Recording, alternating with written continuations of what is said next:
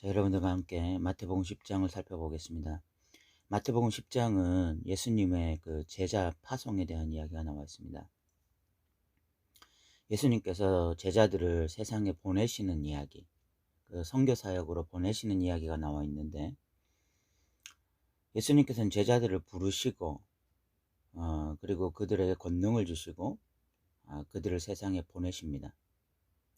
그 이야기가 10장에 나와 있습니다. 마태복음에는 이 5개의 강화가 나와 있는데, 강화라고 하는 것은 예수님의 이 5번의 설교를 묶어 놓은 것을 의미합니다. 주제별로 묶여져 있습니다. 5장부터 7장까지 우리가 살펴보았던 이 산상수훈은 하나님 나라라는 주제를 가지고 있습니다.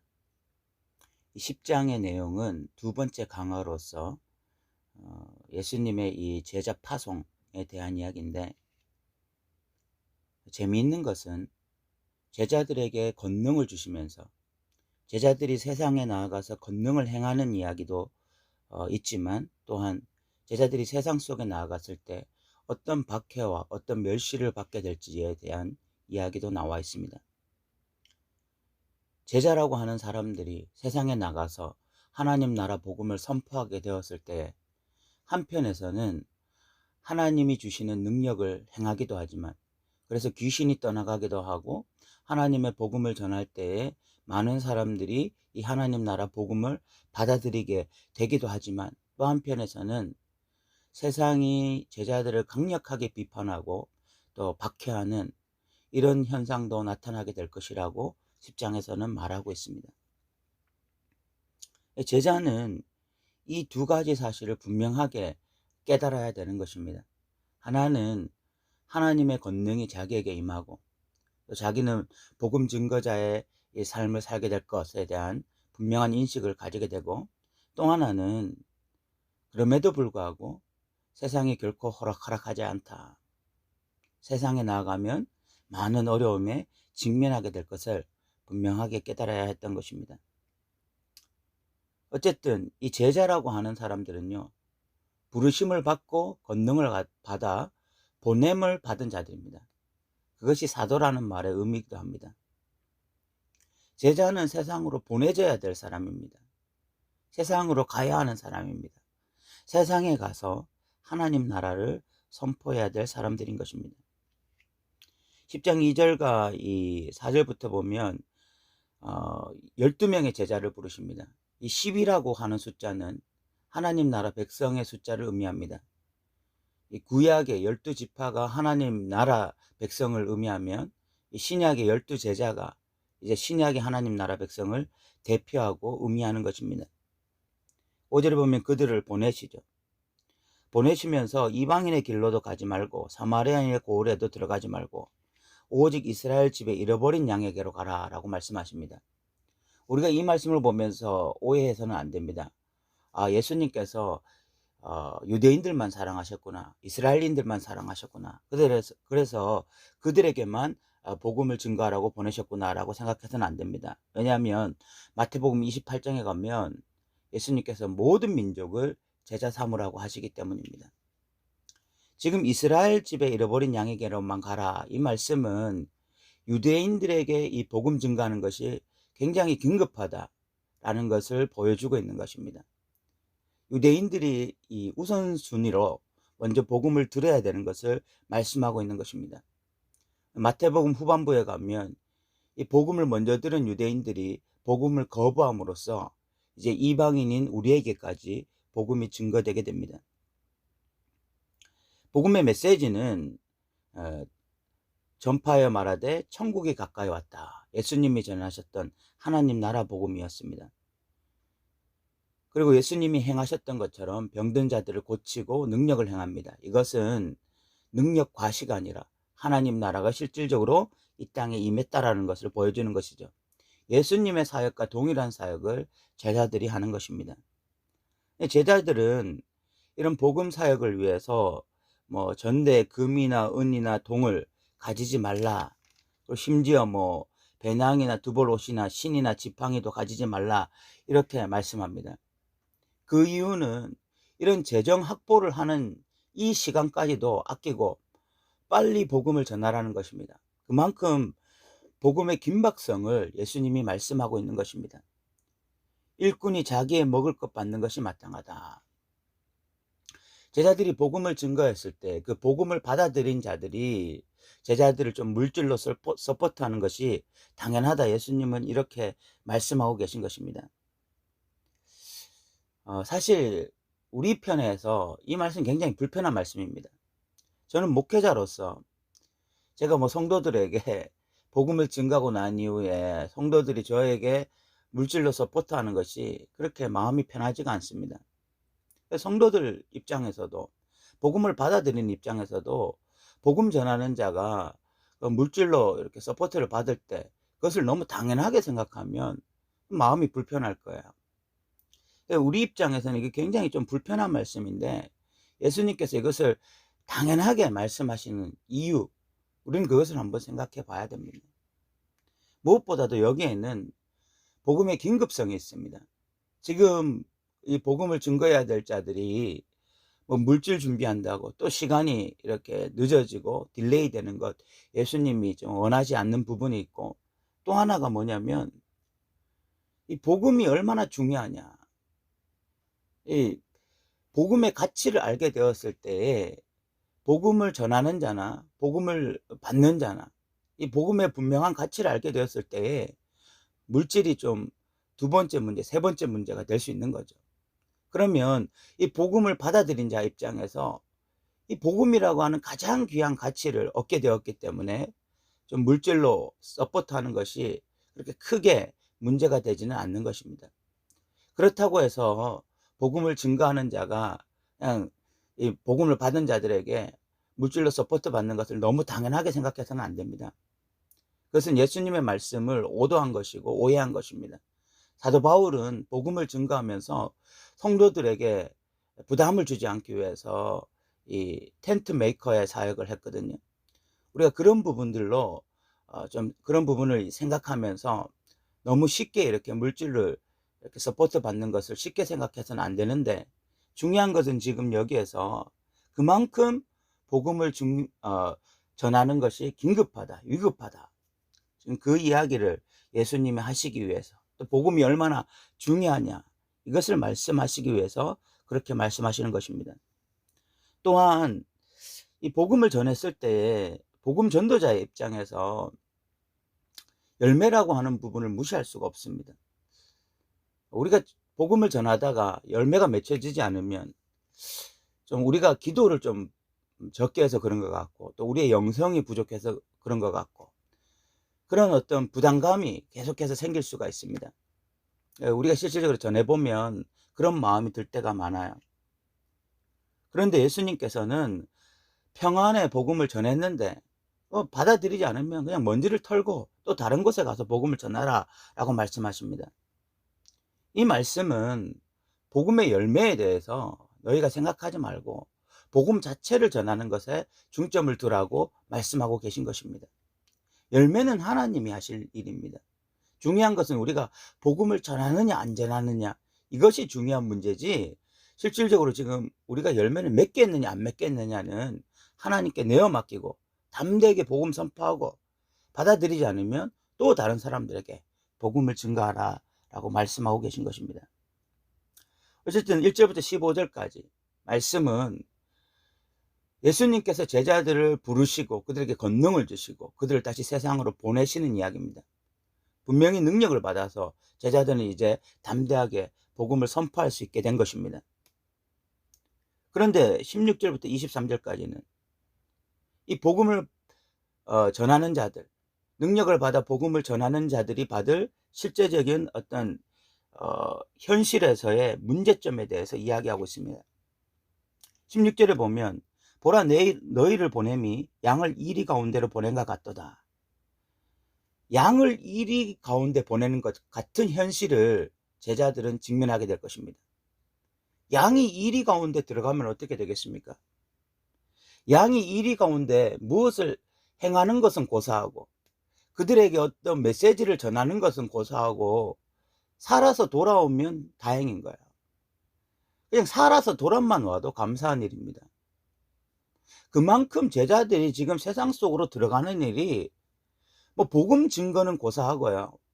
그냥 제자들이 사람만 돌아와도 감사할 정도의 그런 굉장히 위험천만한 상황이라는 것입니다.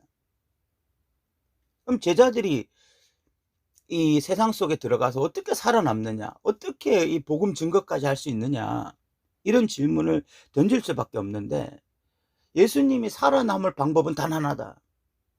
복음 증거자로 세상 속에 들어가서 세상에서 복음을 증거하고도 이 이리들에게 잡아먹히지 않고 살아남을 수 있는 유일한 방법, 그것은 바로 뱀같이 지혜롭고 비둘기같이 순결해야 된다는 것입니다.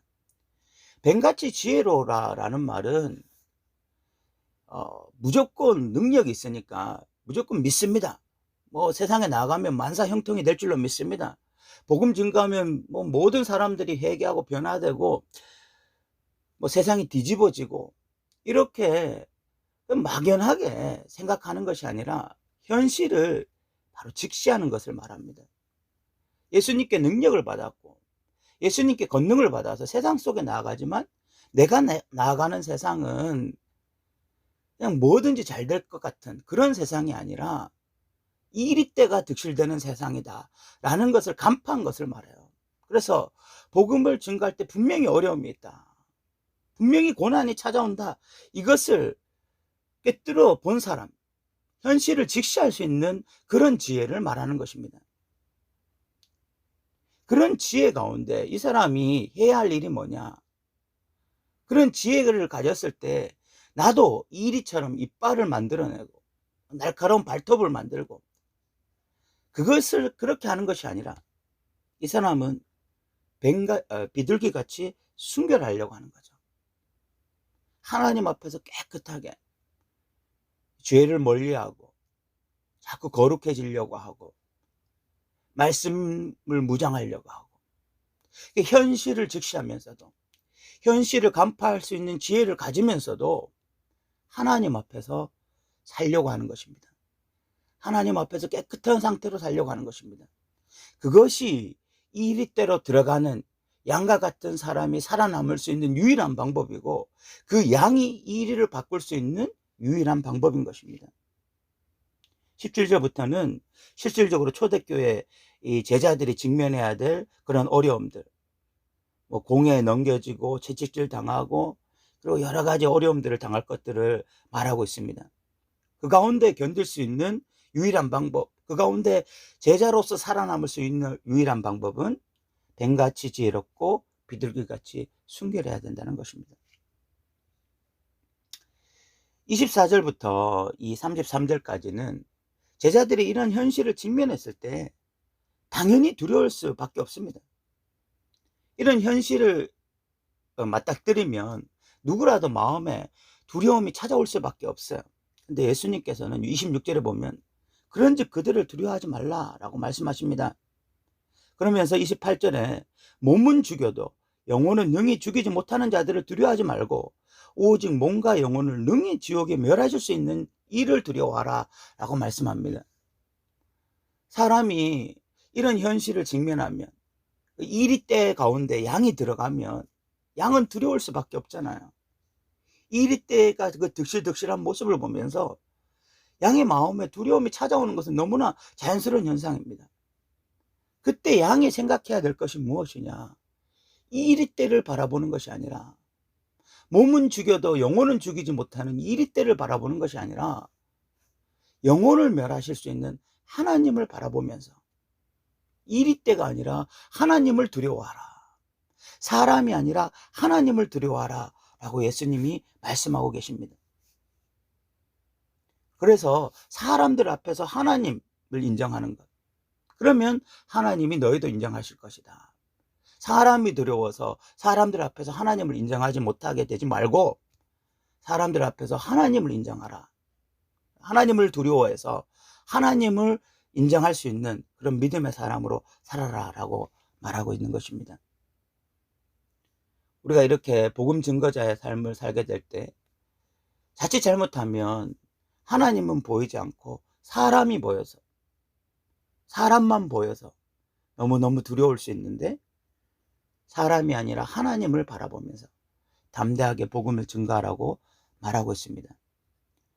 34절부터 39절까지는 이렇게 복음 증거자의 삶을 살 때, 이렇게 분명한 우선순위로 이 제자의 삶을 살아갈 때에 가족 안에서도 문제가 생길 수 있다.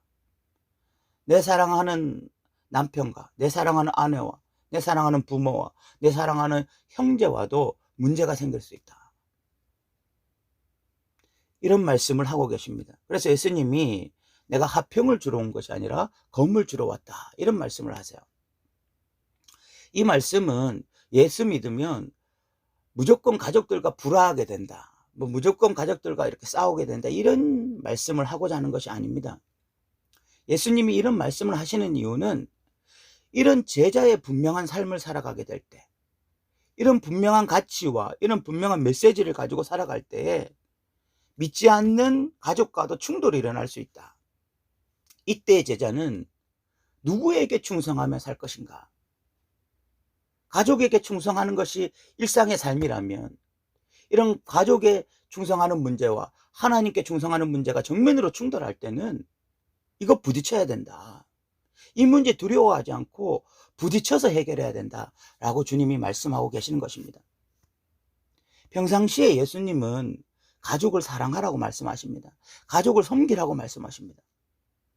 그러나 복음의 문제에 있어서, 제자의 삶을 사는 문제에 있어서만큼은 가족이라 할지라도 결단코 이 문제를 회피해서는 안 되고 직면하면 부딪혀서 승리하는 자가 되어야 된다. 그래서 38절에 또 자기 십자가를 지고 나를 따르지 않는 자도 내게 합당치 않다, 이렇게 말씀하고 계신 것입니다.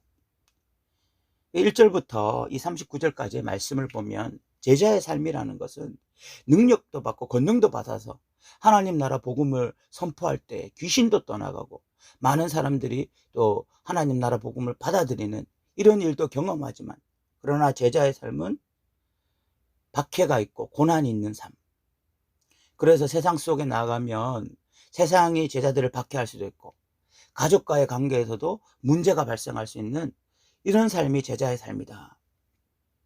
그러나 몸은 죽여도 영혼은 능히 죽이지 못하는 자들을 두려워하는 것이 아니라 제자들은 오직 몸과 영혼을 능히 지옥에 멸하실 수 있는 하나님을 두려워하면서 믿음으로 나아가는 것이 제자의 삶이다, 이렇게 말씀하고 있습니다. 40절부터 42절까지는 이런 제자의 삶을 살아가는 자들을 받아들여주고 영접하는 자들은 제자의 상을 동일하게 받을 것이다. 이런 제자에게 물 한 그릇이라도 대접하는 자는 결코 그 상을 잃어버리지 않을 것이다. 그만큼 하나님께서 이 제자들을 얼마나 가치 있게 생각하시며 이 제자들을 얼마나 아끼시는지를 말씀하고 있습니다. 마태복음에는 5개의 강화가 나와 있습니다. 이 두 번째 강화가 마태복음 10장인데 이 10장에는 예수님의 제자 파송에 대한 이야기가 나와 있습니다. 제자가 세상에 파송되어질 때 어떻게 믿음으로 대처하고 어떻게 살아야 되는지에 대해서 나와 있습니다. 여러분, 하나님의 백성은요, 제자입니다. 제자와 하나님의 백성이 분리되지 않습니다. 제자가 이 땅에 살아가는 동안 능력도 받고 권능도 받습니다. 그러나 때로는 이 복음을 증거할 때 멸시도 받고 천대도 받습니다. 이 두 가지가 제자의 삶에 마땅한 바입니다. 이것은 제자의 운명입니다. 그렇게 살아갈 수밖에 없습니다. 능력도 받으면서 세상에 한 대를 받는 것이라는 것은 없습니다. 우리가 이 제자의 삶을 기억해서 담대하게 세상의 복음을 증거하고 세상이 우리를 멸시할 때에 이것을 기뻐하고 믿음으로 극복할 수 있는 그런 믿음의 사람들 되시기 바랍니다. 오늘 또 들어주셔서 감사합니다.